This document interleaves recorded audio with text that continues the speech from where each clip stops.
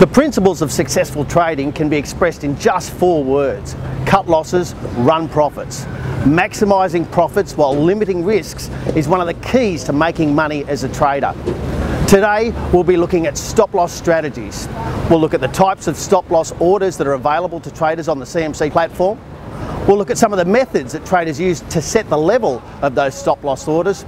And we'll finish by looking at some of the aspects of deciding how much capital to put at risk on any given trade.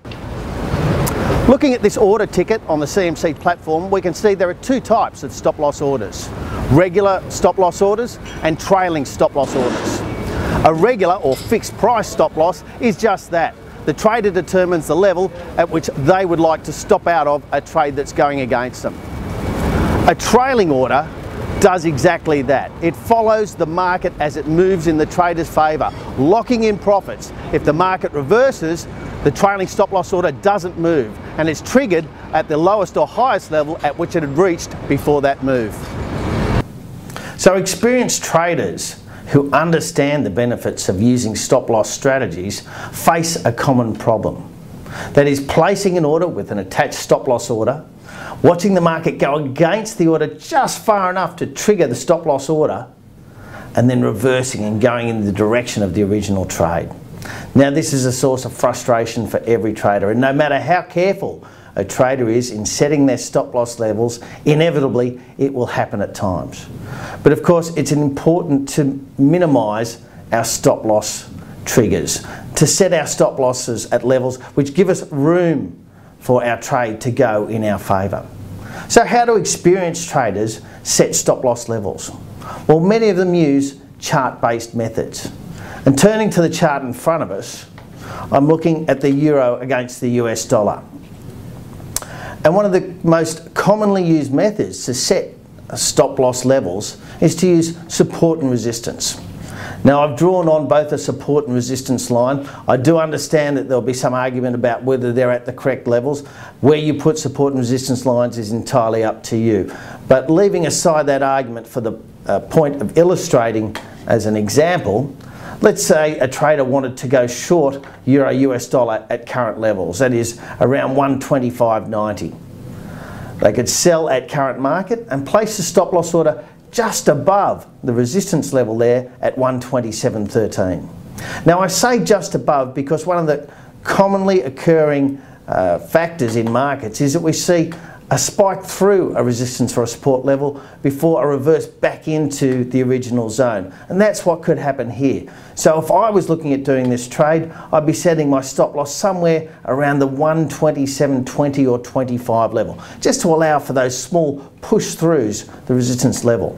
Similarly, if I was looking at buying euro US in the current market, I'd look at setting my stop loss below this support level at 123.55.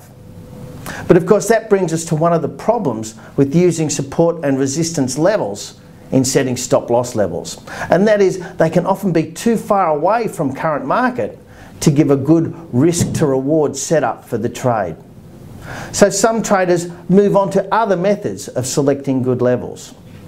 Now, one of them is using the volatility that's against every instrument you'll see on the CMC Tracker platform, and in this case the volatility refers to the time frame of the chart, as it always does. So in this case, we're looking at the volatility over the last 9 months on a daily basis. And you can see that that's just under 12%. Now, to convert that to an expected average daily trading range, we simply divide that number by 16. And that's true because at all times, because the volatility expressed on a per annum basis, dividing by 16 gives us the average daily range. So in this case, we're looking at just under 12%. Dividing by 16 is going to give us a reading around 0.75%. And we then use that information to set the stop loss level. At current levels, 1.27 times 0.75% will give us a reading of around 95 points. Now, you can do that more accurately with a calculator, but for the point of the example, let's assume that that number is 95 points. Remembering how we got it, we took the annualized volatility, we divided it by 16 to get a percentage, in this case 0.75%. We then took 0.75% of the current market price to give us around 95 pips. So once again, if I was looking at putting on a buy trade at current market, I could enter it here and place my stop loss 96 pips below the current market. That is 1 point outside what I expect the average range to be based on the volatility. Similarly, if I was selling, I'd place the sell order with a stop loss 95 points above the current market level. And in both cases, you'll see that that gives us a stop loss point that's inside those support and resistance levels, lowering the risk or the amount at risk on each trade. But once again, particularly for those using tighter time frames, the expected average daily range might not be useful. And there's another tool, particularly for intraday traders, that's very useful in helping to set stop loss levels. Now this is the average true range. And the average true range is a way of calculating volatility, but it also takes into account the trading range on any given day. The classic historical volatility we were looking at before, that purple number next to every instrument, is calculated from the close to the close. Whereas the average true range takes into account what happens between the closes as well as those changes in closing price. So it'll usually give us a reading above the classic historical volatility. And we pull it up by hitting the ATR button at the bottom of the screen here. This is in the technical studies area. We can then select the period of the average true range, but we're going to go with the current setting of 14 days in this case. And we simply confirm that, and it draws the average true range for us at the bottom of the chart. Now, one of the advantages of the ATR is that it's expressed in points, or whatever the currency or denomination of the instrument you're trading is. So in this case, the average true range for 1 day, remembering this is a daily chart, is around 120 points. And as we said, that's higher than the classic historical volatility. So once again, setting a buy order, we place a stop loss sell below the market, 120 points in this case, or 120 above if we're selling. Now some traders with a longer time frame will use a multiple of the ATR, 1.5 times the ATR or 2 times the ATR in setting the range. But for traders who've got a shorter time frame, and particularly those doing intraday trading, they often express the ATR in that time frame. So let's change now the time frame here to a 4-hour chart.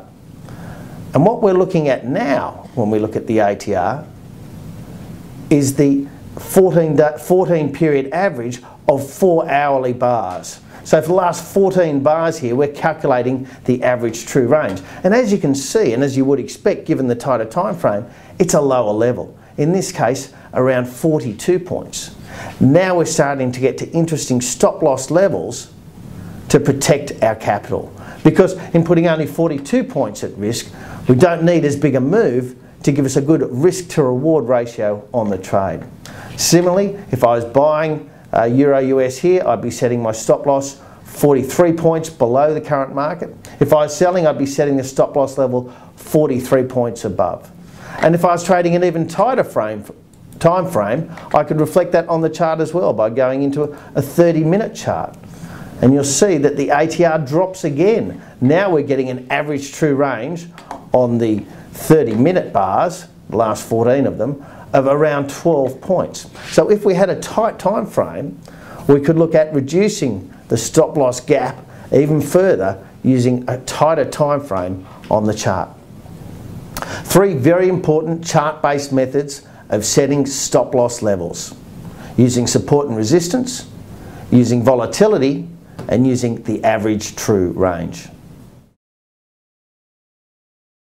Managing the amount of capital put at risk on any given trade is important for every trader because it helps obey the #1 rule, and that is to stay in the game. When you enter an order on the CMC platform and enter a stop loss level, it will automatically calculate for you the amount that is at risk on that trade if that stop loss were to be triggered. One straightforward way to manage the value at risk on any trade is to look at it as a percentage of the trading capital you have available. By using a percentage, as you're successful and add to your capital, your trading grows larger. If you have a series of losses and your capital is depleted, your trades will get smaller. As a very rough rule of thumb, traders generally put at risk between 1% and 10% of their capital. Now, putting 10% of your capital at risk is a very aggressive trading strategy, and it's generally used by traders who take high probability, low frequency trading strategies. Those who trade very frequently, and particularly intraday traders, would look more at the 1% level as an appropriate level. On average, traders put between 2 and 4% of their capital at risk on most trades. Whatever method you use to calculate your value at risk and whatever value you put in will depend on your risk appetite, your trading method, and your decisions about what your goals are as a trader. But whatever method you choose, take a tip from top traders and attach a stop loss order to every order you place.